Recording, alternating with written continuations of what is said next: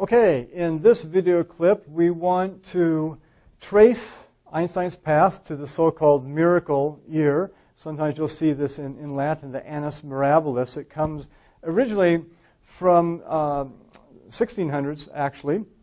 Isaac Newton himself, in the about 1666, 1667, he was in London at Cambridge, and there's an outbreak of the plague. And so he retreated to his family's farm in the countryside to get away from that. During his time there, he not only really laid the foundations for his theory of gravity, he also came up with the calculus. And therefore, because of those astounding results of this really unknown person in his 20s, 20-year-old, but a little older than that, is called the miracle year, annus mirabilis, at least to science types.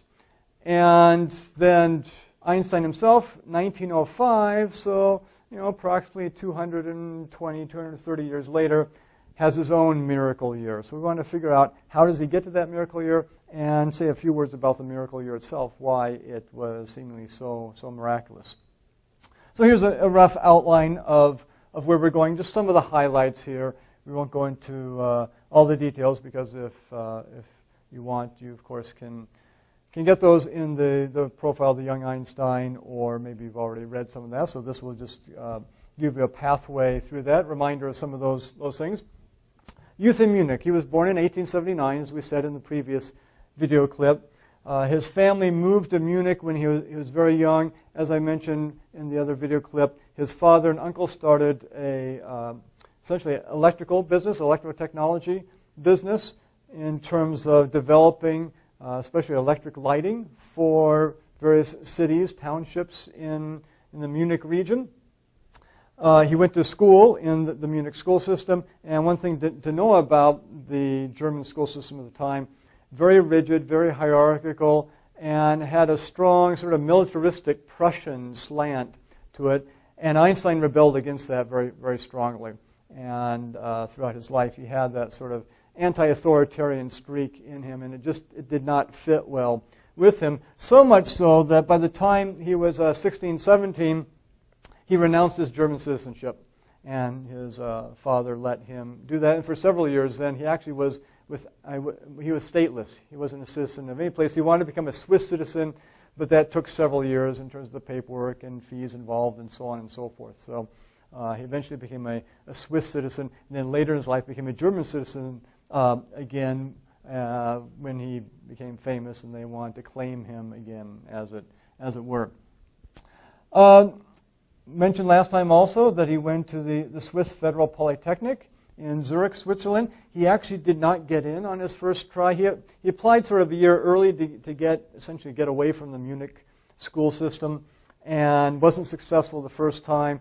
He did well in the science and math aspects of the entrance exam, but not, I think, French in particular was one of his weak areas. And so the professor there, physics professor, liked what he saw in Einstein, but said, go away for a year and come back and then try again. And so that's essentially what Einstein did, although actually the professor said, I'll even tutor you for a year if you want. But his family chose a different school to go to for a year, a nearby school in close to Zurich.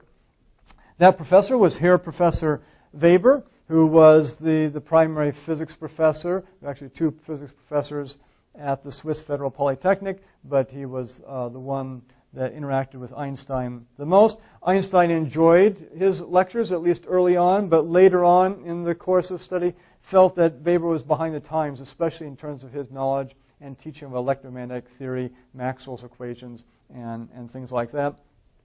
Einstein's sort of impertinent attitude, impudent attitude, even touch of arrogance at times came through, because he at times would address Professor Weber not as the proper Herr Professor Weber.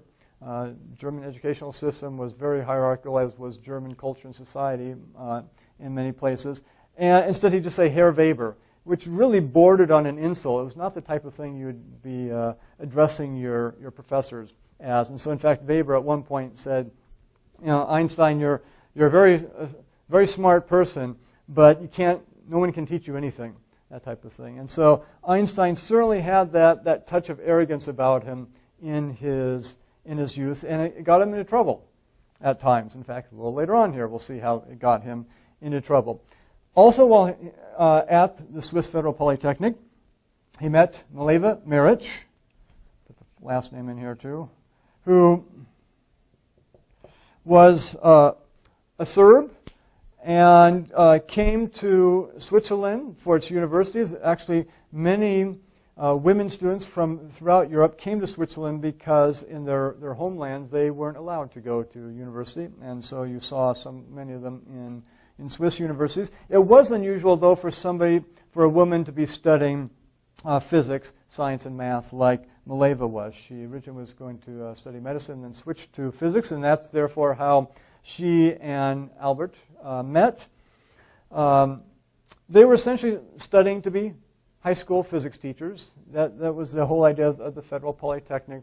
They weren't being trained to be future professors or anything like that, but the idea was that, as we saw last time with the burgeoning electrotechnological industry, they needed trained workers. How do you get those? Well, you teach them in high schools and similar schools like that, technical schools, and therefore there was a need for teachers. And so both Mileva and Albert Einstein himself were training essentially to be those types of teachers.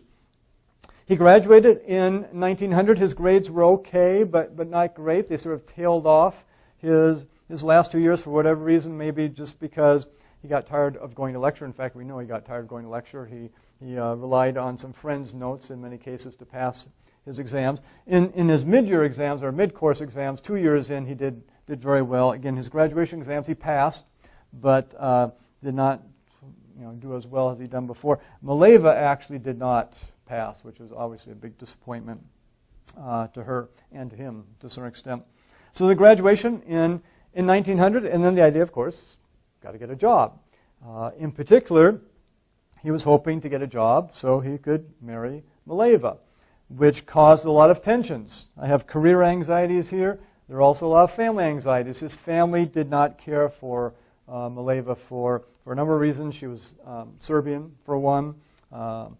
Secondly, she was very short, not conventionally attractive, 5 feet, maybe less than 5 feet. She had a congenital defect in her hip, so she walked with a limp. So therefore, the question of her soundness as a wife came into play. His mother had another favorite among his earlier girlfriends, etc., etc. So there's a lot of family tension at this time, and of course, Einstein's own impertinent tendencies came into play as well.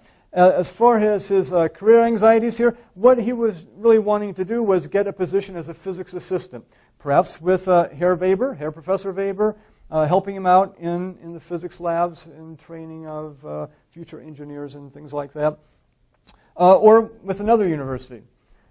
Unfortunately, probably because, or at least in part because, he had sort of antagonized Professor Weber, he couldn't get a position any place. He had the suspicion that Weber was sort of bad-mouthing him to his colleagues in various places. And even though he applied to essentially universities all over Europe, nothing came up. And in fact, there's a very poignant letter that, unknown to Einstein, unknown to Albert, his father wrote. He wrote a letter to a professor at the University of Leipzig. It was Professor Wilhelm Ostwald, a very well-known physics professor. And here's what his father, Hermann, wrote to Professor Ostwald. He said, "Please forgive a father who is so bold as to turn to you, esteemed Herr Professor, in the interest of his son. I can assure you that he is extraordinarily studious and diligent and clings with great love to his science.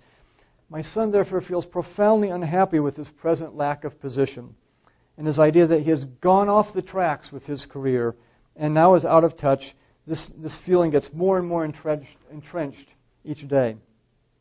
In addition, he is oppressed by the thought that he is a burden on us, people of modest means. Since it is you, highly honored Herr Professor, whom my son seems to admire and esteem more than any other scholar currently active in physics, it is to you whom I have taken the liberty of turning with a humble request to read his paper published in the Nachrichten für Physik, and to write him, if possible, a few words of encouragement so that he might recover his joy in living and working. If in addition you could secure him an assistant's position for now or the next autumn, my gratitude would know no bounds. Again, Albert did not know his father had sent that, as far as we know. But you get some of the feeling coming through there.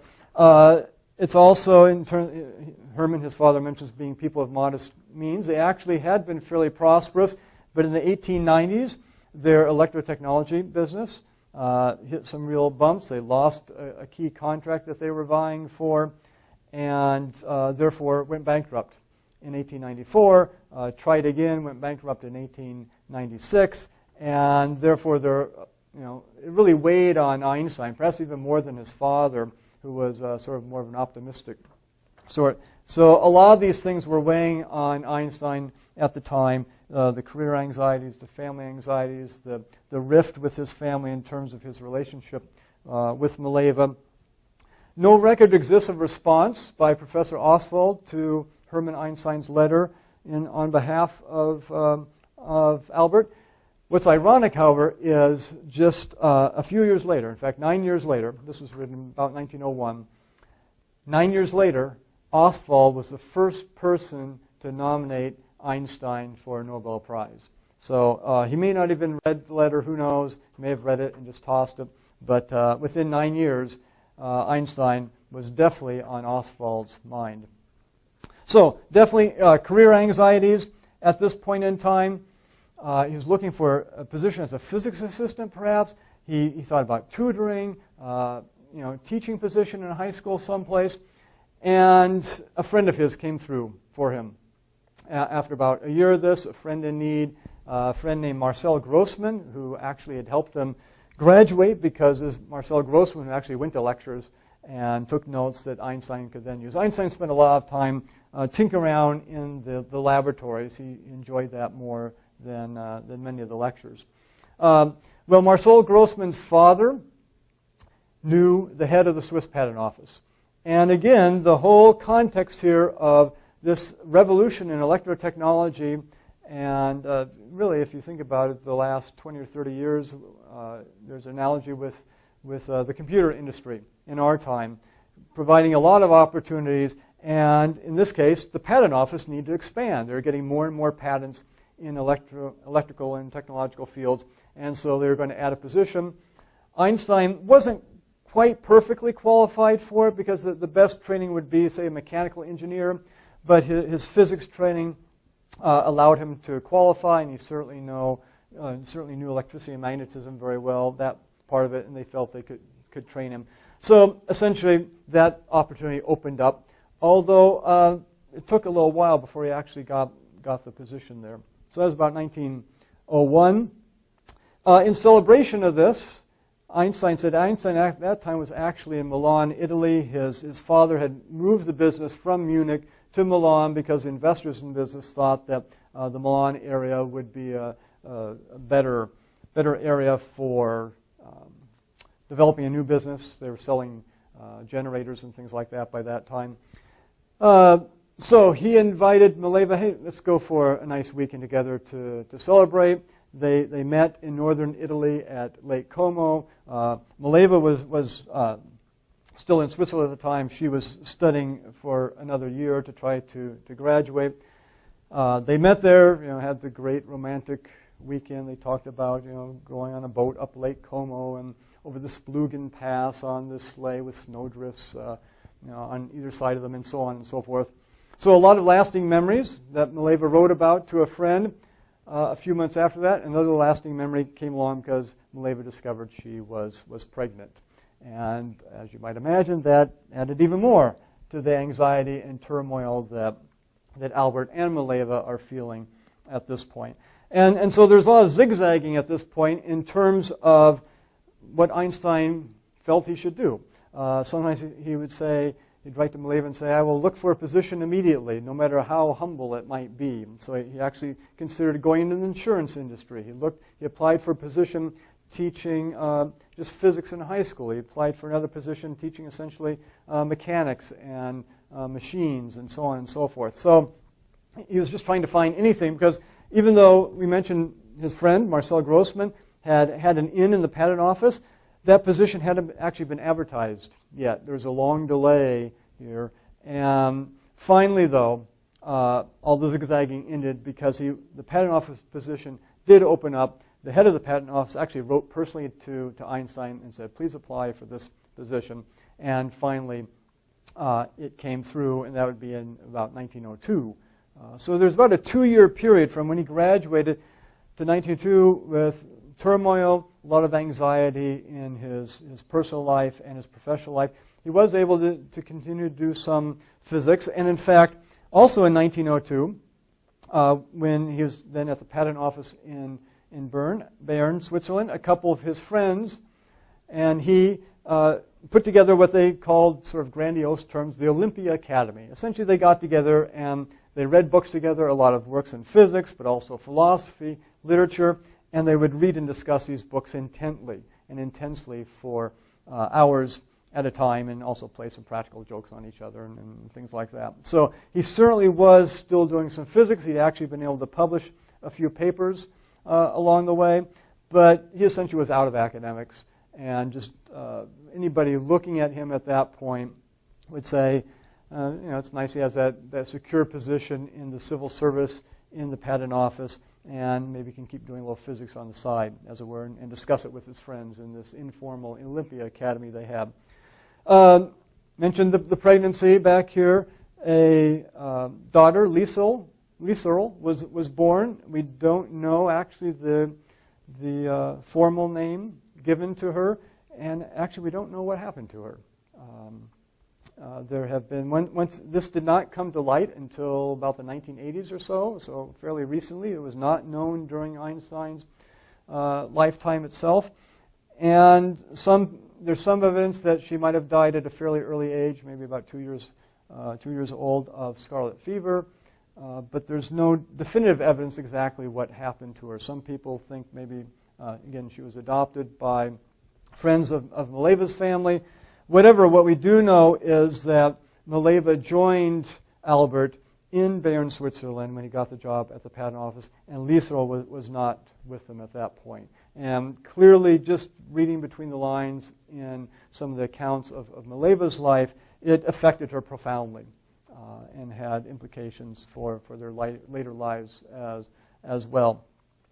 So finally, then, we come to the miracle year. Miracle year of 1905. Again, you would not look at Einstein's life here. Certainly, he was a good physics student. Look at his career so far, and this would be totally unexpected that this would happen. He had been able to publish a few physics papers in German journals, but nothing extraordinary. So let's just take a look at the miracle year itself here and talk about, briefly, the 5 papers that he published in the miracle year.